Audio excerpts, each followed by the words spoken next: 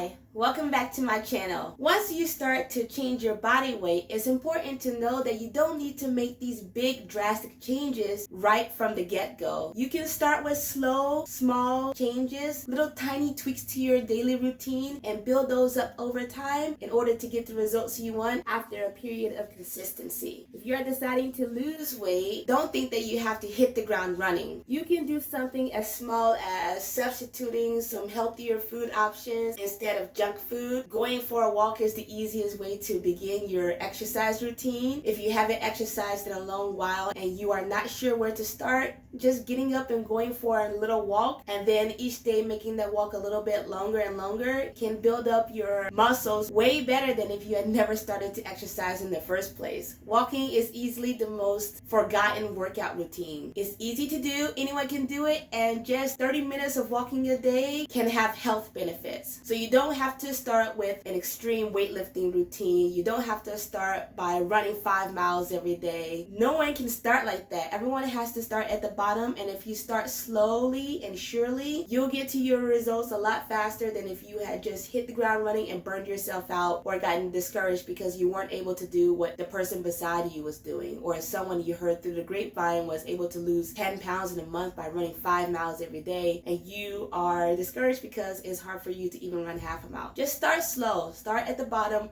Work your way up to the top. As for eating, you don't have to completely jump into only eating 1,200 calories a day. You can start by maybe going 100 calories less than what you normally eat, and then building up that number until you get to the nice, comfortable 500 calorie deficit. If you are measuring your food, you can see that it can be quite easy to cut out a few calories here and there. All you have to do is cut a few corners, eat just a little bit less, and that calorie deficit will just start to build up. I strongly advise using a food scale so you can see exactly how much food you're eating, and then it'll be easier to cut back on that. Because if you think you're cutting back on it and you're not actually, then you're not doing yourself any favors, because you're going to think you're making progress, and when you see that no progress is being made, then you're going to get easily discouraged. But if you don't have a food scale, try swapping out things. Maybe instead of a bag of chips, you can get an apple instead. Instead of regular yogurt, you can use Greek yogurt. Instead of using full fat milk, you can use almond milk or some other kind of milk substitute. Swapping out small things will help ease that calorie burden a lot more easily than you would expect. Another benefit to starting out small and building it up over time is that those things become sustainable, because you're changing your habits. You're only changing a little bit at a time, and pretty soon you'll realize that you have a whole new routine or a whole new way of eating or a whole new way of exercising that is so different from how you started that if you had jumped from how you were before to how you were now in like one day, it maybe would not have been as sustainable as it would have been if you had just implemented those slow, steady changes over time. Starting small, changing one aspect of your diet or exercise routine, sticking with that for a while. Once you have that down, adding a different change, leveling up, and then the progress will just start building up, and you'll notice that your results are coming a lot more easily than you thought they would. It's important to build sustainable habits. It's important to not just shoot off in one direction and expect results and expect yourself to continue on that without building it up over time. So that's another reason why fad diets don't work, because they are very quick sudden changes to your diet routine or exercise routine, and it's not sustainable over time, especially since most fad diets have like a time limit. If you're doing a juice cleanse or the Whole30 diet, there is a time limit. So for some people, they may see that time limit and think, I only have to stick it out for this long, and then after I can just go back to normal, when you should focus more on building those small changes and then having those changes for the rest of your life.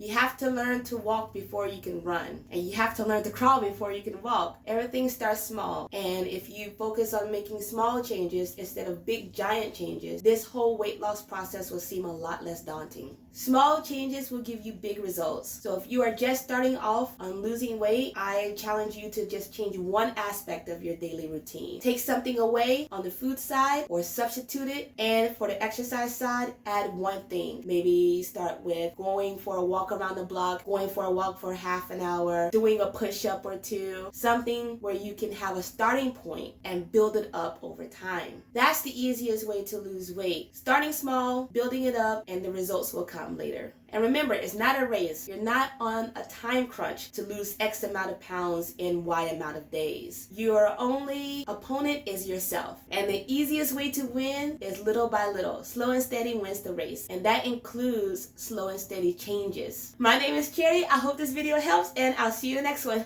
Bye.